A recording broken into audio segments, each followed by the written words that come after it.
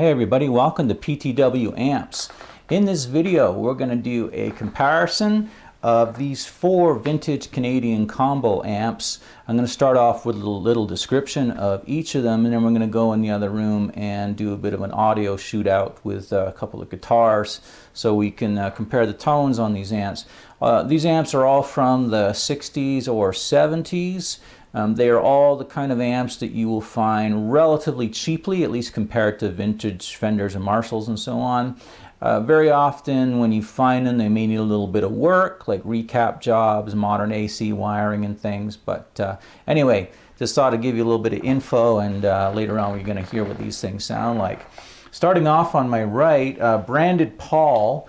But it's made by the Pine Electronics Company of Montreal, about mid-1960s. That company is sometimes called Pepco. So this amp, and a little bit of a warning here, originally was a so-called widowmaker, meaning that originally it lacked an isolation power transformer. That, as these amps age and sort of become, in poor service, can create a shock hazard. So I wouldn't recommend, if you find one of these Paul, or sometimes branded Supreme, these Pepco amps, I wouldn't recommend that you plug it in straight away, especially not on your basement floor and your flip-flops. You can get a pretty bad shock off of them. But this particular one has had the addition of a modern Hammond 290AX power transformer and modern AC wiring with a 3-prong cord. So I had some modifications. So it currently runs a 5881 power tube, which is sort of a lower powered 6L6 type. It's about 8 watts and very straightforward, basic kind of practice amp. All right, next we have from Western Canada, there's Garnet Gnome. This is a Garnet Gnome Reverb, and it also has tremolo. Garnets are famous for their kind of nice breakup rock tone. This is also, like this one over here, it's a single-ended Class A type of amp. It runs a single 6L6 power tube, and it has a transformer to prove it inside. This particular one here has a Weber speaker, had its original speaker replaced. Okay, next we have the Traynor 1972 Traynor YGM-2. Traynor's probably certainly the best known of all the companies that I'm profiling here as far as amps go. But still pretty economical on the used market. I like the YGM-2 non-reverb, particularly for its tone. There's also a YGM-3 that comes with reverb, so if spring reverb is your thing, maybe you want to look for the YGM-3. But the YGM-2 Guitar Mate runs a pair of 6BQ5 power tubes. That's basically EL84s. Also has tremolo, and certainly by far the loudest amp here. Output is officially about 20 watts, although when I measured the output on this, it was even a little bit higher than that. It's running some pretty high voltages in there. This one has had its original speaker also replaced. There's a Celestion 12-inch speaker in there. Okay, and finally we have this Lifco 630, also like the Pine, made in Montreal. Lifco has a couple of models that I like. One is the Lifco 800, which is a little head. Looks about the size of like a blackface bassman head, but I really like the 630 combo. Particularly, not only, but particularly because of the speaker. This amp has its original 15-inch Radio Speakers of Canada, Jensen branded speaker, and they sound really good. Even if you find a broken amp with one of those speakers in it, grab the speaker if nothing else.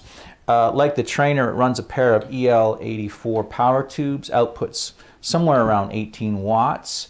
Also has tremolo, kind of a brighter type of amp. This is another sort of mid-60s amp from Lifco. And just a word quickly about branding, like if you're looking for these amps, listings on Craigslist or something like that, some people will list them by the brand name. Like this one, the Pine amp, is branded Paul. Sometimes you'll see Supreme or some other brand name on there.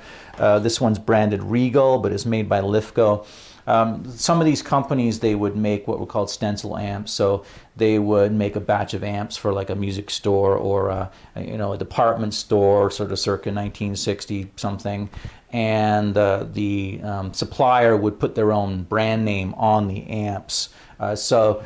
Usually by looking at the chassis, and you can Google the CSA code also that's usually found on the chassis of the amp to find out what it actually is. All right, so we're going to go in the other room. We're going to plug in a Telecaster and a Gibson SG and give these amps a bit of an audio workout.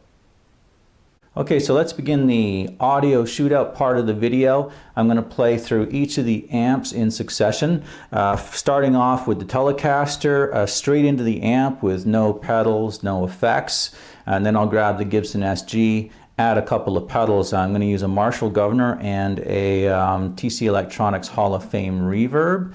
All right, now all of the 4 amps, with the exception of this one, the Paul, also have tremolo, so I'll do a little bit of a clean tremolo test as well. Okay, I've got a Shure SM57 on the all of the amps, same distance in all cases. Going to try to keep the volume fairly consistent between all 4 amps. So let's go.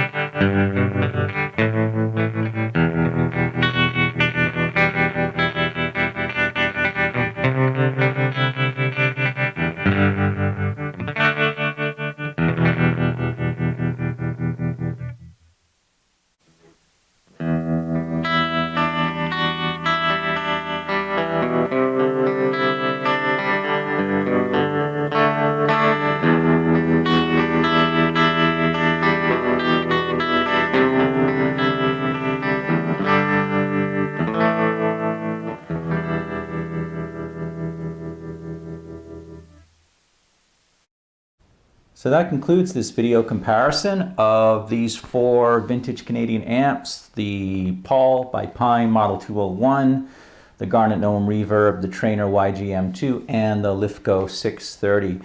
All these amps, depending on the condition, are well worth picking up. They all can be put back into good working order, and so I hope you've enjoyed this little shootout between these amps. PTW Amps is my page, so please subscribe on YouTube, and you also can find PTW Amps on Facebook. Thanks for watching.